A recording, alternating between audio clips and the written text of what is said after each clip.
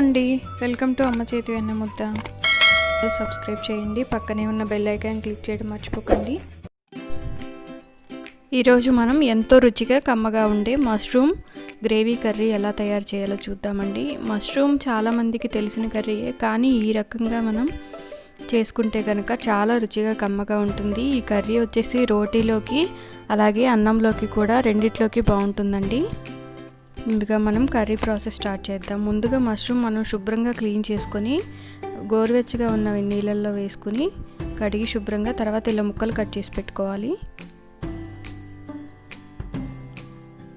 తర్వాత టమాటాలు అలాగే నానబెట్టిన జీడిపప్పు ఒక 5-6 తీసుకున్నాను. అవి కూడా మొత్తం పేస్ట్ చేసి పెట్టుకోవాలి ముందే.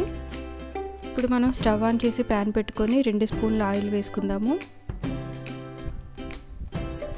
తర్వాత ఇందులోనే కొంచెం దాల్చిన చెక్క వేసాను. కొంచెం వేగిన తర్వాత ఇందులోనే ముందుగా కట్ చేసి పెట్టుకున్న ఉల్లిపాయ పచ్చిమిర్చి ముక్కలు కూడా వేసుకుందాము. పెద్ద ఉల్లిపాయలు 2 తీసుకున్నానండి, పచ్చిమిర్చి 3 తీసుకున్నాను. తర్వాత లైట్గా కచ్చిపచ్చగా దంచిన అల్లం వెల్లుల్లి పేస్ట్ కొంచెం వేసాను.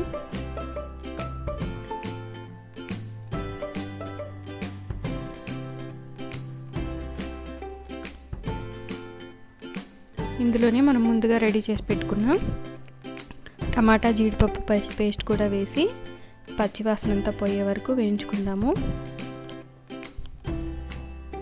జీడిపప్పు ఉంది కాబట్టి మనకు త్వరగా గ్రేవీగా తయారవుతుందండి, చిక్కగా అయిపోతూ ఉంటుంది. కొంచెం వాటర్ కూడా పడతాయి, ఇందులో కొంచెం వాటర్ కూడా వేసాను. తర్వాత ఇందులోనే 1 స్పూన్ సాల్ట్ అలాగే కొంచెం పసుపు, టేస్ట్కి సరిపడినంత కారం 1 స్పూన్ సరిపోతుందండి. పచ్చిమిర్చి నేను 3 వేసాను. ఉప్పు కారం అనేది చూసుకొని వేసుకోండి మీరు. ఇది మొత్తం ఒకసారి కలుపుకున్న తర్వాత మనం ముందుగా కట్ చేసి పెట్టుకున్న మష్రూమ్ కూడా వేసుకుందాము ఇందులోని.